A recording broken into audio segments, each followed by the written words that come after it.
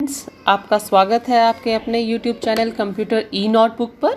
आज हम computer science subject में क्लास 11th में हमने जो C++ के कंसेप्ट्स पढ़े थे उन्हें हम रिवाइज करेंगे ताकि हम आसानी से हमारे 12th क्लास के कंसेप्ट्स को स्टार्ट कर सकें। क्लास 11th में पूरे साल का जो सिलेबस था उसे एक वीडियो में कवर कर पाना पॉसिबल नहीं होगा, इसलिए हम रिवीजन को 2 सेक्शंस में डिवाइड करेंगे, पार्ट 1 एंड पार्ट 2। आज के हम इस वीडियो में लेंगे कुछ बेसिक कंसेप्ट्स और उसके बाद जो एडवांस कंसेप्ट्स रहेंगे वो हम लेंगे वीडियो पार्ट 2 में।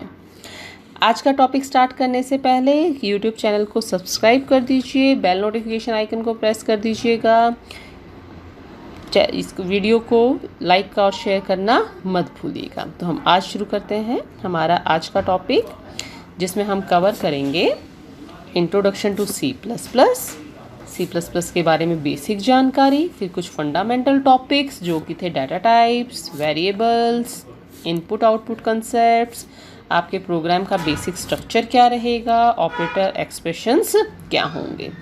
तो शुरू करते हैं। C++,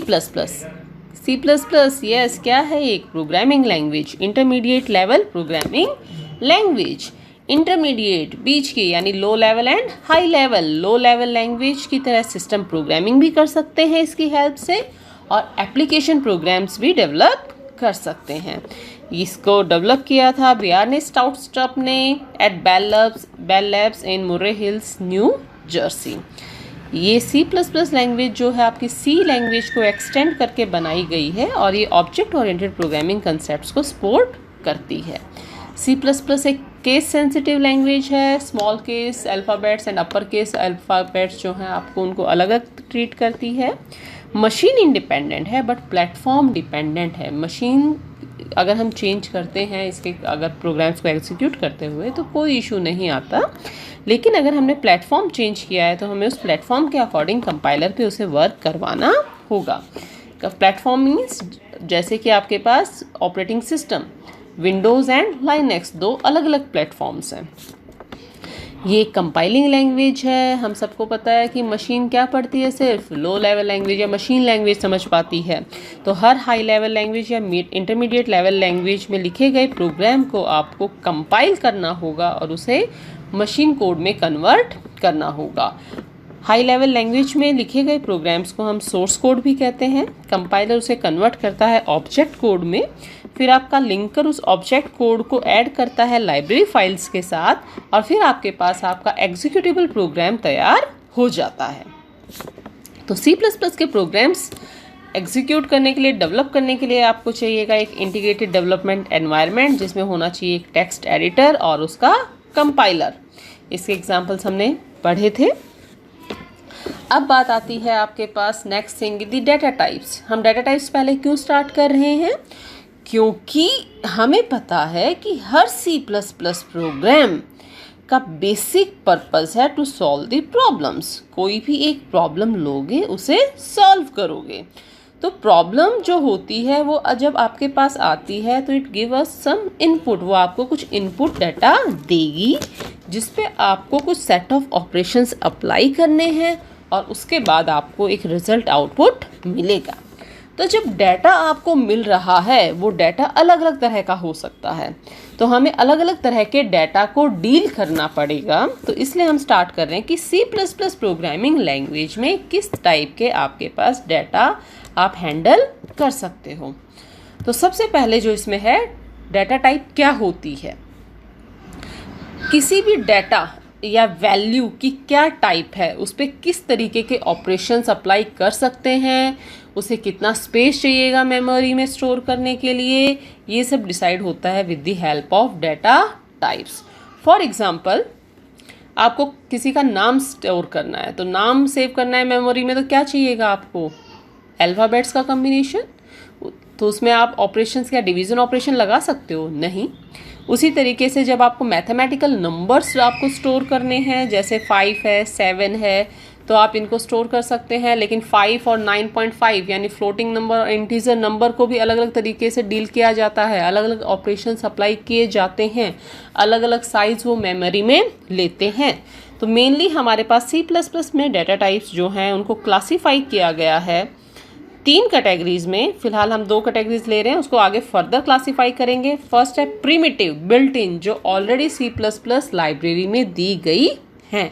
कैरेक्टर, जिसमें सिंगल कैरेक्टर स्टोर कर सकते हैं, आपके पास जो है सिंगल कोट्स में हम लिखते हैं, जैसे एक लेटर है A, B या 0, सिंगल कोट्स में अगर 0 को भी लिखोगे तो वो उसको नंबर ना लेके एक कैरेक्टर की तरह ट्रीट करेगा, जो कि 1 बाइट स्टोर लेती है। फिर आपके पास आती है इंटीजर्स, इंट डाटा टाइप, उसको हम कीवर्ड यूज़ करते हैं। फ्लॉट डेसिमल नंबर्स के लिए, डबल भी आपके पास फ्रैक्शनल नंबर्स के लिए यूज़ होता है, जिसमें पॉइंट होता है, फ्रैक्शन होता है।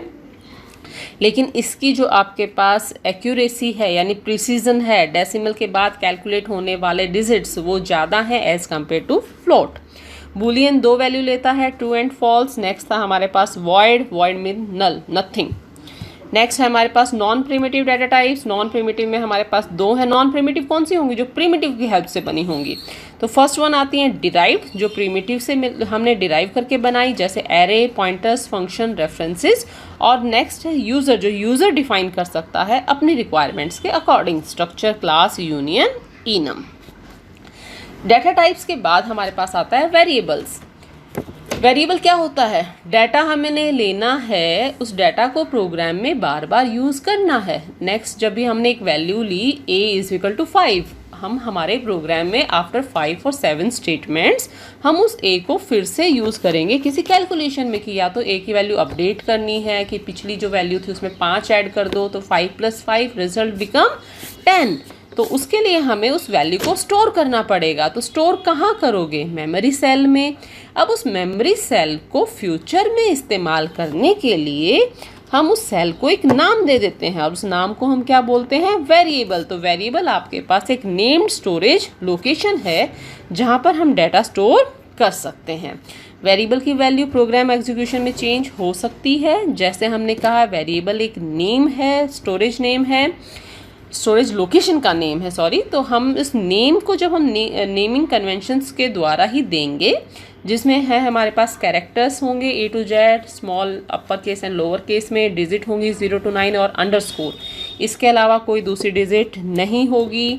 डिजिट से कभी भी वेरिएबल का नेम स्टार्ट नहीं होगा, और उसमें कोई भी दूसरा सिंबल या कीवर्ड, हम एज कीवर्ड्स रिजर्व वर्ड्स होते हैं कंपाइलर्स के लिए, तो उन्हें भी हम एज अ वेरिएबल का नेम यूज़ नहीं कर सकते। कोई भी वेरिएबल लोकेशन में नेम्ड स्टोरेज लोकेशन को यूज़ करने से पहले डिक्लेयर करना होगा, ताकि हमें पता चल जाए ये लोकेशन है, इसका नाम ये है, और हम इसको इस तरीके से यूज़ करेंगे। कैसे वेरिएबल को डिक्लेयर करते हैं हम? पहले हम डाटा टाइप बताएंगे कि इस वेरिएबल में किस तरीके का डाटा स्टोर करना है। इंटीजर है, कैर है, फ्लॉट है, और फिर आपके वेरिएबल का नाम कोई भी वैलिड नेम ऊपर दिए गए नेमिंग कन्वेंशंस को फॉलो करते हुए। जैसे हमने यहाँ एक एग्जांपल लिया, इसमें हमने क्या लिया है? हमने यहाँ पे एक वेरिएबल डिक्लेयर किया int a, int is the data type, a is the name of the variable. यहाँ नीचे सेकंड स्टेटमेंट में a स्मॉल लेटर्स में आना था, इसे करेक्ट कर लीजिएगा। तो a को हमने क्या वैल्यू दे दी है? That is the 20। अब क्या होगा आपके पास? जैसे ही ये स्टेटमेंट एग्जीक्यूट होगी प्रोग्राम में, मेमोरी में एक स्पेस 4 बाइट्स का रिजर्व हो जाएगा, जिसमें कि आप जिसको नाम दोगे a। और अब जहाँ भी आप अपने प्रोग्राम में वेरिएबल a का इस्तेमाल करोगे, वो वहाँ क्या करेगा? आपके पास इस डाटा को एक्सेस करेगा, इस डाटा को एक्सेस कर लेगा। तो ये थे आपके पास वेरिएबल के कंसेप्ट्स। नेक्स्ट है वेरिएबल्स के कंसेप्ट्स के बाद बेसिक इनपुट आउटपुट ऑपरेशंस। हमने अभी कहा था कि क्या होगा, प्रोग्राम क्या करता है? इनपुट लेता है, प्रोसेस करता है और आपको आउटपुट देता है। तो इनपुट जब आप यूज़र से ले रहे हो या आउटपुट डिस्प्ले कर रहे हो, तो वो ऑपरेशंस कैसे अप्लाई होंगे? तो C++ में हमारे पास इन ऑपरेशंस के लिए ऑलरेडी हेडर फाइल्स दी गई हैं। IOStream, IOManip, fstream, ऐसी कुछ लाइब्रेरीज हेडर फाइल्स के एग्जाम्पल हैं। IOStream input output stream, IOManip input output manipulation, fstream file stream, files में जब डाटा आपको रीड या राइट करना हो। तो इन हेडर फाइल्स को अपने प्रोग्राम में इंक्लूड करके हम इनपुट आउटपुट ऑपरेशंस को अप्लाई कर सकते हैं with the help of the features जो इन हेडर फाइल्स में दिए गए हैं। तो C++ में आउटपुट के लिए हमारे पास जो है, अगर हम iostream.h हेडर फाइल का यूज़ अगर बताते हैं तो एक cout ऑब्जेक्ट दिया हुआ है, प्री डिफाइंड ऑब्जेक्ट है ostream क्लास का, जो कि आपके पास पुट टू ऑपरेटर, इस ऑपरेटर को पुट टू ऑपरेटर या इंसर्शन ऑपरेटर भी कहते हैं, जो स्क्रीन पे इंसर्ट करेगा डाटा को।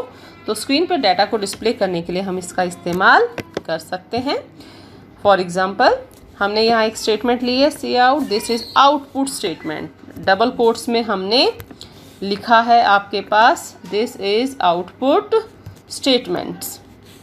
ओके, तो डबल कोड में जो हम स्टेटमेंट लिखते हैं वो एज इट इज़ आपके पास इस्तेमाल होती है। इस्तेमाल होने का मतलब एज इट इज़ स्क्रीन पे प्रिंट होती है, उसमें कोई भी चेंज नहीं होता है। सेकंड जो थी स्टेटमेंट, उसमें हमने लिखा cout 10, तो यहाँ जो 10 वैल्यू है वो आपकी स्क्रीन पे प्रिंट हो जाएगी। तो ये आउटपुट इस तरीके से देगा, output this is output statement, और नीचे वैल्यू होगी 10। Next one is the input. Input जब आपको लेना है, सबसे पहले एक वेरिएबल होना चाहिए जो उस इनपुट को स्टोर करेगा। उसके लिए हम एक cin ऑब्जेक्ट जो कि iStream क्लास का है उसका हम इस्तेमाल कर सकते हैं। Here is the object iStream class का, जो कि गेट फ्रॉम ऑपरेटर या एक्सट्रैक्शन ऑपरेटर के साथ यूज़ होता है, और जो भी डाटा आपने कीबोर्ड से स्क्रीन पे टाइप किया है उसे एक्सट्रैक्ट करके उस वेरिएबल को असाइन कर देता है। एग्जाम्पल के लिए, जैसे यहाँ हमारे पास एक स्टेटमेंट है, एक प्रोग्रामिंग कोड है जहाँ पे हमने एक वेरिएबल डिक्लेयर किया है that is the int value. ये वेरिएबल हमने डिक्लेयर कर दिया इंटीजर टाइप के लिए, फिर हमने एक cout स्टेटमेंट दे दी। ये स्क्रीन पे क्या प्रिंट कर देगा, प्लीज़ एंटर इंटीजर वैल्यू। फिर आप क्या करवा रहे हो, cin जो हम अभी पढ़ रहे थे वैल्यू, तो cin स्टेटमेंट क्या करेगी, स्क्रीन पे जो यूज़र ने वैल्यू टाइप की है उसे वैल्यू वेरिएबल को असाइन कर देगी, और नेक्स्ट स्टेटमेंट में हमने उसे प्रिंट कर दिया है। अब ज़रा ध्यान से देखिएगा, यहाँ जो लास्ट जो स्टेटमेंट थी हमारे पास, इसमें हमने क्या किया है, इसमें हमने लिखा है your value is as it is, तो डबल कोट्स में है, ये एज इट इज़ स्क्रीन पे प्रिंट हो जाएगा। फिर हमने दोबारा पुट टू ऑपरेटर लगाया और फिर हमने वेरिएबल वैल्यू यूज़ किया। तो यहाँ जो हमने वेरिएबल जो वैल्यू यूज़ किया है इस पे हमने डबल कोट्स नहीं लगाए हैं। तो यहाँ क्या होगा, इस वैल्यू की जो एक्चुअल में जो वैल्यू इसमें स्टोर है वो यहाँ डिस्प्ले हो जाएगी। देख लीजिए स्क्रीन पे किस तरीके से दिखाएगा, please enter integer value, user ने टाइप किया 10, तो लास्ट स्टेटमेंट जो हमारी थी वो एग्जीक्यूट हो रही है यहाँ पे, that is your value is 10। Clear. तो इस तरीके से हम इनपुट आउटपुट cout और cin दो सिर्फ हमने एक सिंगल एक आउटपुट के लिए cout ऑब्जेक्ट का यूज़ सीखा और इनपुट के लिए cin का। अब नेक्स्ट जो हमारे पास है हमारे प्रोग्राम का स्ट्रक्चर, की जो भी प्रोग्राम हम लिखेंगे उसे किस तरीके से लिखेंगे। तो स्ट्रक्चर और जो प्रोग्राम था, सबसे पहली बात, जो भी प्रोग्राम लिखोगे वो आपके पास स्टोर होगा किसमें, CPP एक्सटेंशन के साथ। C++ फाइल का जो आपके पास एक्सटेंशन है वो है .cpp। सबसे पहले जितनी हेडर फाइल इंक्लूड करनी है वो कीजिए, फिर आपको यूज़र डिफाइंड डाटा टाइप जो डिक्लेयर करनी है, डिफाइन करनी है वो कर लीजिए। आपके प्रोग्राम में अगर आपने सब फंक्शंस मॉड्यूल्स बनाए हैं तो उन्हें एक्सप्लेन डिफाइन कर दीजिएगा। और लास्ट में हम लेते हैं हमारा मेन फंक्शन। मेन फंक्शन क्या होता है, सबसे इम्पॉर्टेंट फंक्शन होता है, क्योंकि प्रोग्राम का एग्जीक्यूशन कहाँ से स्टार्ट होगा, आपके मेन फंक्शन से। ओके, तो हम फिर से देख लेते हैं एक बार हमारे पास फर्स्ट प्रोग्राम, जो हमारा बेसिक प्रोग्राम का स्ट्रक्चर है वो किस तरीके से रहेगा। तो ये है आपके पास हेडर सेक्शन में सबसे पहले हेडर फाइल इंक्लूड करेंगे। इस प्रोग्राम में हमने iostream इनपुट आउटपुट के लिए लिया है, फिर हमने कोई भी यूज़र डिफाइंड डाटा टाइप या फंक्शंस को नहीं लिया, हम डायरेक्टली इस पे आए हैं मेन फंक्शन पे।